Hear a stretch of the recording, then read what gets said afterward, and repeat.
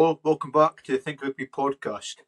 Now. Quarterfinals of the Champions Cup, quarterfinals of the European Cup. I mean, what a delight. Maybe not a delight for us. We'll get onto that in just a second. First of all, Andy, how was your weekend? Did you get much rugby watched, I guess? Yeah, I maybe watched too much rugby on Friday night. Not the result any Scottish rugby fan wanted to see, but you know what? It was salvaged on Saturday. I guess so, in a roundabout way. Yeah, I guess you're right. So at least there's one Scottish club still in the cup. I guess there's no better place to start than Friday night, which was Glasgow vs Leinster at the. Was that the Viva? Or was that Croke Park? No, it was at the Aviva. Maybe about third of the seats maybe sold. That's not bad. That's usually like for Friday night. That's all right. To be fair, I know Ireland have like Leinster in general have Ireland in general have a hell of a kind of fan base for that. But I mean, going into the game, you kind of seen the two teams in when Leinster put their line up. Yes, I straight away thought this could be quite a long night. Maybe put up a lot of fighting chance, but no, it didn't work like that. Poor Glasgow, like from they've had a lot of injuries. Like they've got two Pilotu out, they've still got Dempsey out. The starting team was fine, but they lost Venter. Venter's been suspended. Did you know that he got suspended for eye gouging or something like that? So you're missing some big key boys there against literally a world class Leinster side. There wasn't a player in that team that I don't think they won't start for their international side. Like they're all international test players. Comparison to Glasgow, maybe you could fight a case for most players, but not starting in a tier 1 side, unlike the Leinster players. They literally had 13 Ireland boys plus Snyman and Barrett. I mean, what the hell's going on there? It's getting a bit, I wouldn't say unfair, but if you look at the kind of wage gap, Leinster, 15 million euros, and Glasgow's, 3 or 4 million? It's straight from the off, you kind of think, right, it's kind of chalk and cheese here. The game wasn't decided before it begun, but it was quite shortly after we got half an hour of play. I was like, yeah, okay, let's kind of submit to defeat here. We were going nowhere. But full-time score there was 52 points to 0. Like, I mean, this has sparked a bit of debate between just the rugby community and also with me and you kind of chatting. It's like, first of all, what's your kind of opinion? Like, do you think it's kind of like fair having like a team like Leinster might have such a big kind of like salary cap and comparing playing teams with like a third of the salary cap? Do you think that's fair? And like a cup quarter final like that, you shouldn't be getting beaten 52-0 in any rugby game really, especially in a quarter final when you're the defending URC champions. You shouldn't be getting beaten by Leinster, who's one of your biggest rivals in a roundabout way. Yeah. Well, to answer your point first, I think, in my opinion, so long as it's sustainable, like the Toulouse wage bill is something similar to Leinster. So in my opinion, so long as it's sustainable, yeah, it's fair. I mean, we've went into it before where the IRF, I don't think they evenly distribute all the cash, and that's plain as day to see. Yes. Obviously. Yes. But yeah, for me, it's not unfair. It's, yeah, we've got the money, well, not go for it. It more shows, in my opinion, how underachieving Leinster have been in the last 4 years when they haven't won a trophy, and you're like, what, sorry, you've got that at your disposal and you haven't won a trophy. Yeah, fair point. I mean, they have failed at the final hurdle, the hurdle before that, like quite a few occasions, but that's a fair point, Andy. But at the end of the day, they've got a home semi-final on the 3rd of May, which is Saturday, 3rd of May. So, and again, they're playing a team who, well, I mean, Northampton, in the cup, they're in form, in great form, but in the league, they're not so much. So it's going to be really interesting to see what's going to happen in that game, in that semi-final. On the other hand, you've got the other team that you mentioned, I think you mentioned, was Toulouse, the other team with a phenomenal wage bill. They seen off Toulon, 18 points to 21, just to like the final kick of the game as well, penalty kick by Ramos. So that was a bit of a fair reflection of what a quarter final should look like, a bit of a classic one. But they now, they go away to travel to Bordeaux, which again, I would say between Bordeaux and Toulouse are the two best teams in France just now. And they're probably the two only teams that could probably topple Leinster. I think it's quite clear cut with Leinster beats Northampton, being honest. I mean, Northampton seen off cast. I think it was it cast? I'll quickly scroll up. Yeah, they seen off cast 51 points to 16. So a bit of a do in there as well. I mean, Cast aren't renowned for all the world class players. They've got some decent players. Correct me if I'm wrong, but I think they've got Leone Nakamura, who was he's a famous old Glasgow player from back in the day, back in when Glasgow won the URC for the first time. He was instrumental in that team, I believe. But yeah, Fijian born, played for Fiji a good few times actually. Went to Glasgow, then moved to Ross in '92, then went to Bath, I think, for a bit, but then came back to Glasgow. But now he's playing for Cast. Didn't do enough. I think he got yellow carded as well, actually, in that Northampton game. But yeah, you can look at Northampton team, and like we said last week, it's mainly a lot of the players are into England international players, starting players. So strong side, and they're basically going to be playing a big chunk of the Ireland boys, plus Jody Barrett and RG Simon. So that's going to be a tasty semi-final. And then same with the all-French affair, another semi-final. That's going to be quite interesting to see who comes out on top. Low-key, I'm hoping for Bordeaux, because I quite like because it's quite a, like, folks say, oh, I want Toulouse to win. It's quite a, not a given, but it's quite an obvious one, quite like an easy choice to say, oh, I think Toulouse will win. But I'd like Bordeaux to win because they can, but they're probably still not favourites. And they've got some quality players like Pedro, Bielberry, Luku, Jalibert, Mofana, just some incredible backline. Most of France's backline, between both sides actually, between Bordeaux and Toulouse, will be playing in that semi-final, which is Sunday, the 4th of May. Who are you kind of rooting for? Who are you kind of thinking is going to get to the final? I'm by no means rooting for them, but I think after the last two rounds, Leinster will probably win both the URC and the Champions Cup. Do you think the Champions Cup as well? I would be very, very surprised. I mean, you were on about Glasgow earlier. Glasgow beat them at the beginning of last season, but that was after the World Cup and all the senior Irish boys were still away on international duty or recovering rest protocol. So, and Glasgow had a lot of their Scottish stars back. So I don't think anybody's going to beat Leinster. If anybody's going to come close, it'll be Toulouse. But that's without DuPont, which is going to be a big ask. That is true. I guess maybe that's why, or one of the factors why the Toulon vs Toulouse game was so close. Toulon's a really, really decent side, but they're still not up to the levels of Toulouse and Bordeaux, I feel personally. I need to check the French league standings. I might bite myself in the arse there saying that, but I do believe Bordeaux and Toulouse are the two best sides. Going on to the Challenge Cup though, because I think it'll be Leinster, and I'm going to hope for Bordeaux to get through, but I think it'll be Toulouse vs Leinster in the final. Going on to the Challenge Cup though, would you like to touch upon the Edinburgh game?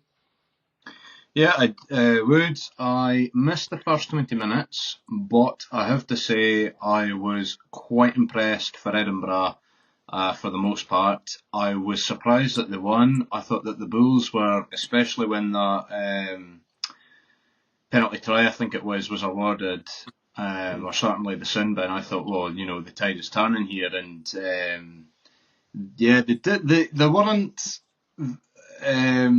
convincing in the sense of you knew that they were going to win. It was more they found a way to win. Yeah. And for about the first time in Sean Everett's time there, they've actually found a bit of consistency. I think they've won 2 out of the 3 last games or something. So, very, very good for them. Without Van der Merwe as well. Noticed that. Do you think? Cause I remember we touched upon it was a good few weeks ago now about Everett getting the sack and who should replace him. What's your kind of verdict on that? Where do you kind of stand in terms of replacing Everett or keeping him? Everett, in my mind, should still be going, but nothing is going to change because Nusafora is away down under with Andy Farrell for the Lions tour, so nothing is going to change. Fair enough. Personally, I would keep him, to be honest, and give him another year. Just give him another crack at it. See how he gets on. See how he gets on at the end of this tournament. Because if I'd rather give Greg Laidlaw the gig. I will be honest. I don't know if he'll take it, to be fair. He's probably earning good money in Japan, but he will be earning good money in Japan as like a player coach or a head coach out there just now. So we'll see. Maybe he fancies a visit to his former club, which he was captain of. So you never know. You never know. Edinburgh now play Bath in the semi-final. I mean, what a performance against the Bulls though that I'd had. Jamie Ritchie, I mean, what a guy. What an absolute guy. Just he's honestly walking into a line spot in my opinion. He's got to be. Maybe not starting, but he's got to be on that plane. There's been a lot of talk about him as well, just solely based off the Six Nations. But that performance he put in again at the right time as well. Screwman as well. I mean, I know he came off the bench, but even though coming off the bench for a prop to do a turnover to win the game like that, big game player, big old screw. I guess his former club, I believe it was. Yeah. Yeah, which makes it even sweeter, I guess. But look, it's good to see the Scottish side represented. We got to the quarter final of the Champions Cup, and then we got to now in the semi final of the Challenge Cup. The two representatives for Scotland. So it's a good position-ish to be in terms of Scottish rugby. But it's just a shame Glasgow never got to the semi. But it is what it is. But yes, like I say, Edinburgh play Bath, which is going to be a tasty one. Finn will be back in his home country. Obviously, play for Glasgow, not Edinburgh. But it'd be really nice to see him if he plays against them. I think something like Bath have been on fire this like season with the league and whatnot, and also I guess in the semi final the Challenge Cup. I could see a bit of an upset here, especially with it being played at the Hive. The Hive is quite a noisy place to go at times, right outside Murrayfield. You can see Murrayfield in the background. I'm hoping for an upset, and I actually kind of believe there might be an upset here. I think Edinburgh might get to the final of the Challenge Cup. Am I speaking absolute nonsense, do you think? Or I think that for an upset to occur, Bath would need to... It's fair to say that Bath, like a lot of the other English teams, they're leaking a lot of tries in these European games. Edinburgh would also need a fully strength, fully loaded team starting. Not like Glasgow, who had half of their, boys first away. team starting. I could be wrong. I think that the home advantage will help, but I think Bath with Russell, who is on fire and is the best fly half in the world. Come at me in the comments if you disagree. There'll be a few disagree with that. I think Bath will outscore them, but certainly I think Edinburgh will be in there. I mean, if Darcy Graham in particular is fit, then anything's possible. What about Big Dewey? Is he out for the rest of the season, or do you think he'll be back in time? I can't remember. I think it was a strain, but I don't know. Neither do I. Hence why I asked. I have no idea. But that could be a big miss. Again, you've got Cock and Singer and Will Muir in the wings for Bath. So two huge, like the horse you call Will Muir.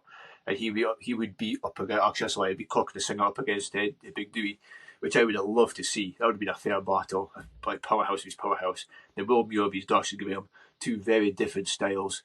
One is big long heavy strides. Another one is like quick nimble footwork using agility to get around and pace. So that'd be interesting. The other semi-final. Now my laptop's just frozen, but I believe the other semi-final is Leon. They host Racing 92. Now the Racing game. Did you see any of the highlights from the Racing game? No, but I see Nolan Farrell was doing a post-match interview, so I decided not to click on the video because I don't like the sound of his voice. Fair enough. So I watched it. It was full time was 40 points to 43. Hellish kind of game. I think Racing actually got somebody sent off, and they still managed to see. No, somebody. I don't think it was a sending off, but they still managed to kind of see out Connaught and kind of like stride away and keep that leading score. Ligarek had a hell of a game.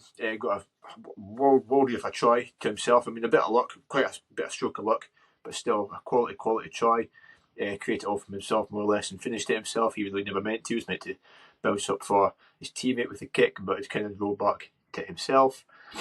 Farrell did not bad. He came off the bench. He did not too bad.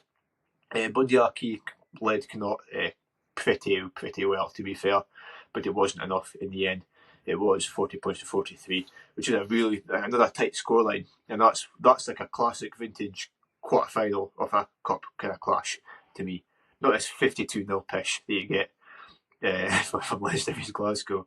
I'm not over that, but it'll be Lyon. They play Racing in the semi-final. I do believe it's Lyon. If I'm wrong, I do apologise. No, it is them. So that'll be another French affair again. This is two French semi-finals in each respected cup tournament. So it kind of goes to show the strength and depth that French rugby has, and it's quite scary to have Toulouse, Bordeaux, Lyon, and Racing.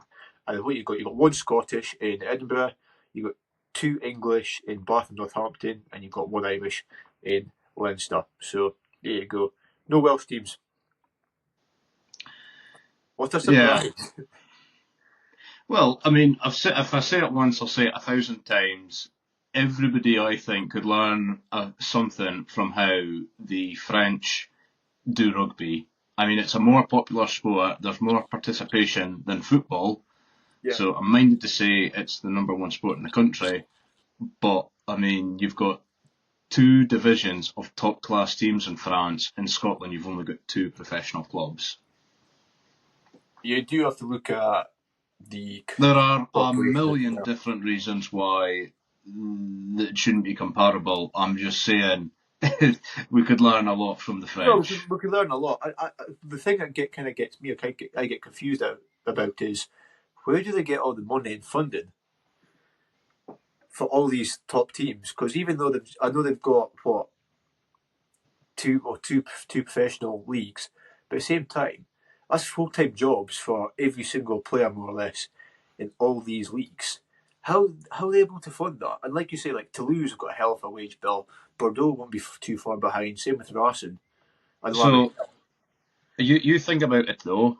How big are the stadiums where all these supporters will go and pay? These are 20,000-seater stadiums. To my knowledge, Scotstoun and the Hive is only something like 7,500. Well, they sell them out every week. The French teams, like La Rochelle, a fifth of La Rochelle's population is the size of their stadium, and they fill it out every single week without like any issues. It's crazy. Same with what do you call it? Like Racing, Toulouse, Toulon. All of them, it's almost sellouts most weeks. So I guess that's again, in terms of revenue, it's a huge kind of impact and benefit. I never quite thought of it before. It doesn't make complete sense now. But yeah, I guess you're right. Like when you go to like Glasgow, 4,000 to and then at Hive, 7,500. I mean, you're earning, and I dare say the French prices are probably much and such the same. To be honest, maybe some teams are a bit more expensive than others, but you're probably looking at least 2.5 times the amount of money coming in, if not 3 times the amount that comes in, if not more, per game for in terms of sales and that, which is huge. That's just pure profit. It's pure profit. Yeah, well, I was going to say, interestingly enough, when I seen on Twitter or X tickets for 2 seats for the Bath game, it was in their stand where like the camera's looking down the gantry. Alright, actually, it might not have been, but it was £120 per seat. And I'm like, you're paying £120 to go and watch a club game in England. Now, no disrespect, like, I get it's good quality, but would I be paying £120 for a club game? So I went to see Bath play. They played Saracens. Me and my mate got the cheapest tickets. Guess how much they were for the cheapest tickets? £80. 52. I thought, and we were thinking, like, that is, it's not steep. Well, we paid it because it was an experience, a one-off experience. But we thought, like, we were very lucky in the sense because we just got in the morning of the game, and there was this Saracens game as well. It was like near the end of the season where they were like trying to get into the playoffs and everything. Full-time score was 12 points to 15 to Saracens. Really good, honestly, cracking game to watch. Russell was unfortunately injured that game, But that's the day I met Jamie George, so that's when me and Jamie George became good mates. Off the Yeah. So I should get him on here, give him a shout, get him on here. I think he'd be a good laugh. Like he was a fine bloke, really quiet bloke, but he was fine. But yeah, so that game's what I would see. £52 was the cheapest ticket, and it kind of made sense why it was one of the worst, because you're right in the corner, and see that, like you say, that big, what do you call it, the big kind of, it's a big stand that costs a fortune to put down with all the boxes. That kind of blocked the view of like the last 10 meters of like the far side of the pitch. So we missed one of Bath's tries. I think we missed both Bath tries because it was both down that corner of the pitch, which was a little bit annoying, but never mind. It is what it is. But yeah, £52, but worth it. £120, whatever, maybe not so much. Especially folk do that every single week. Like a lot of Bath supporters, like all season ticket holders, must pay like thousands upon thousands for a season ticket there, because it's not a massive stadium, but they make so much money from it. They are redeveloping it, but yeah, it just goes into all, like, I seen the replies on that photo, and it was like, it's just, oh yeah, Rupert and Edward were away to watch the Ruggers this afternoon. You know, it doesn't, like, we're on about participation and supporters and everything. This, fair enough, you've got guys like Finn Russell who are on big money, and long may they pay these guys, but like I said earlier, do it sustainably, and it does. I'm not going to say the word discriminate, but it's closing off like access to rugby for folk maybe from non-privileged backgrounds, you know, working class communities. Definitely, I agree. Bath's a very, very rich city or town. Like I've been there a few times, and it is lovely. I can't lie. Bath is a lovely place to go. You ever get a chance, do go, especially for a game. But it is posh. Like you'll stand up like a sore thumb if you are. That's what I kind of. Or we would, because we don't sound Etonian. Moving on though. Now, I'm not done with Bath.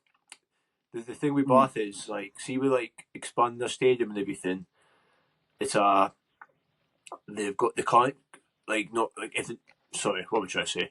They don't want to knock it down, but they want to expand it, but they can't because there's protected ground around it, which is a cricket club, and because it's protected ground, they can't really build onto it. So they're kind of stuck with how they're going to try to expand. They'll have some sort of plan, an idea to get around it, but they won't want to get rid of that stadium because it's so ideal, it's so central, and it's so walkable. It's lovely. It is honestly a lovely stadium to kind of poke about at, albeit it's quite small. But that's the issue they face. So for as long as like that, it will be hoaching prices for the Bath games, and I don't think it'll come down anytime soon. Okay, next.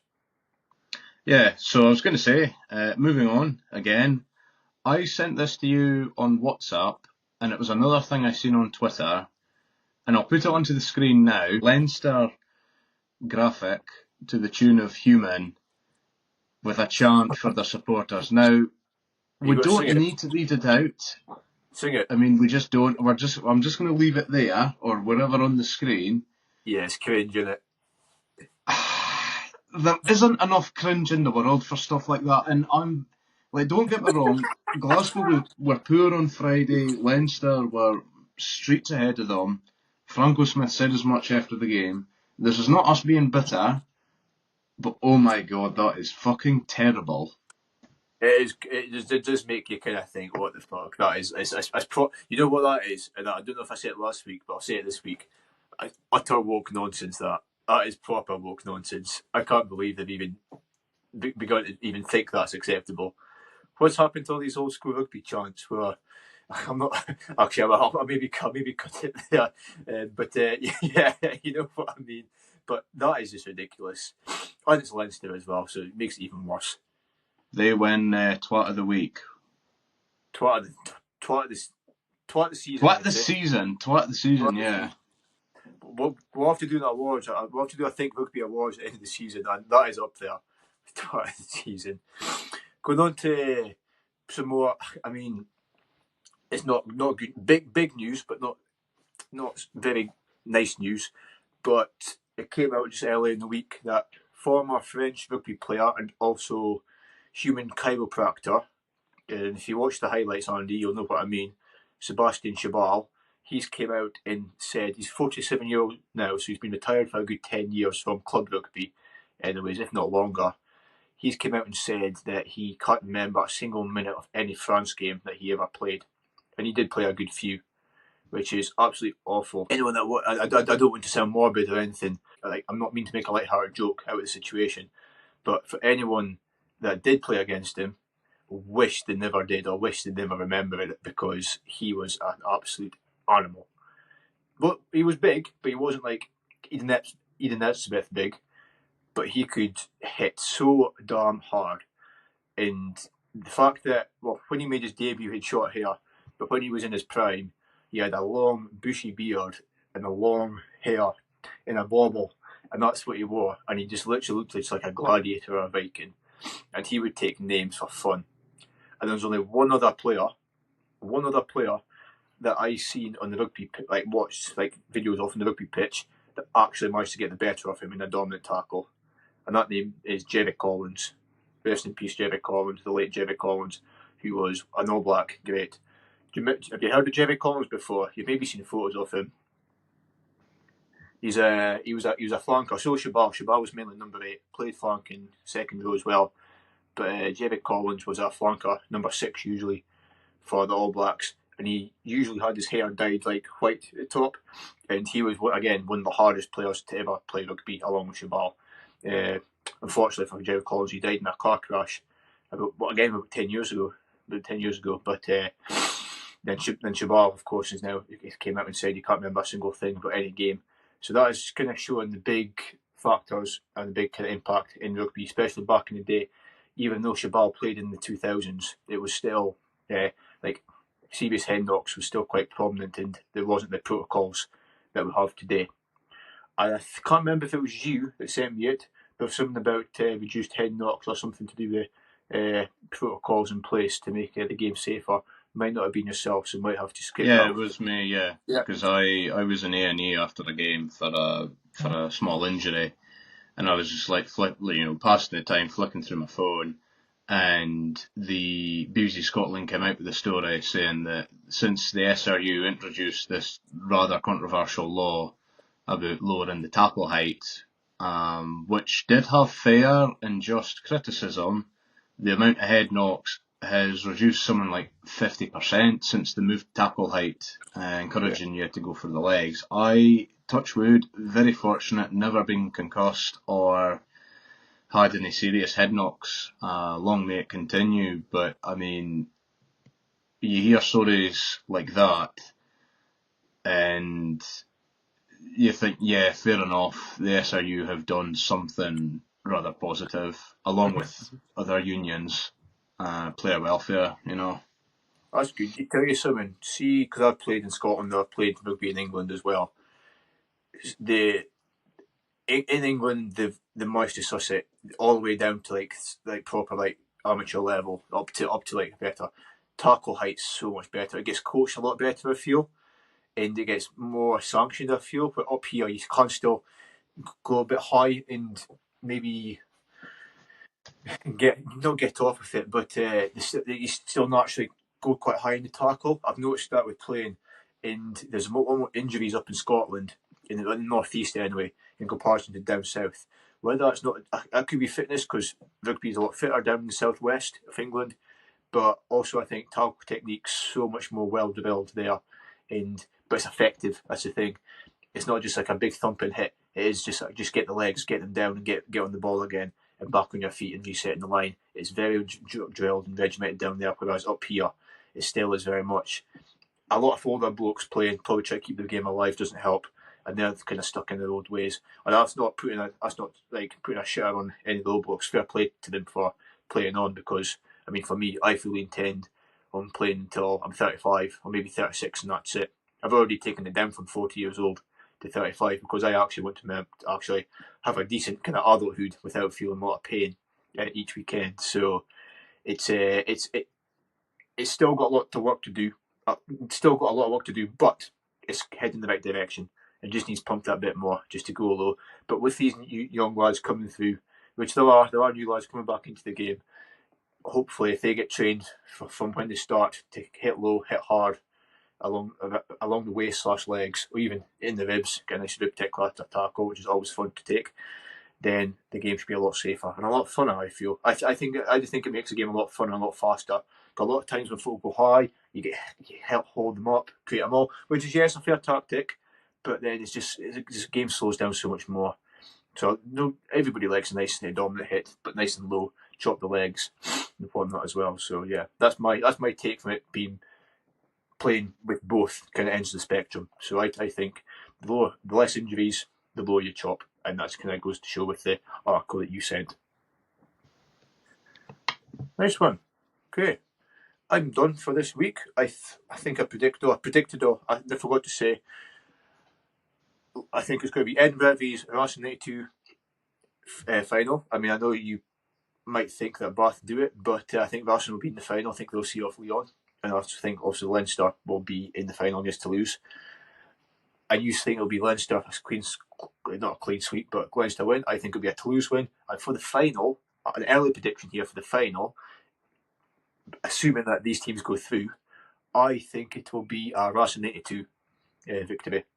And you'll have Faz lifting the Challenge Cup right in front of Andy's face. And you'll get fucking shoehorned into fly half for the Lions, which... I don't know. That's what I'm thinking. I think he might go. Folk aren't mentioning his name, but I think he'll go, to be fair. I'll be surprised if he isn't included in the initial squad. I will be very surprised about that. Yeah. Nice one. Anyway, we'll have to do some more Lions talk closer to the time. Hopefully once some more players come back from injury, but it's getting bloody close. So stay tuned for that, guys. Don't forget to subscribe on YouTube. Drop a like, drop a comment. Disagree with any shit that Andy kind of rambles on about. Disagree with any kind of shit that I like to ramble on about. Follow on Twitter and X, and also on TikTok as well. At Think Rugby Podcast and at Andy Mo. So that's us. Anything to add, Andy? No, I think you covered it there, mate. Okay. Right, thank you very much, guys. I'll see you in the next episode. Bye-bye.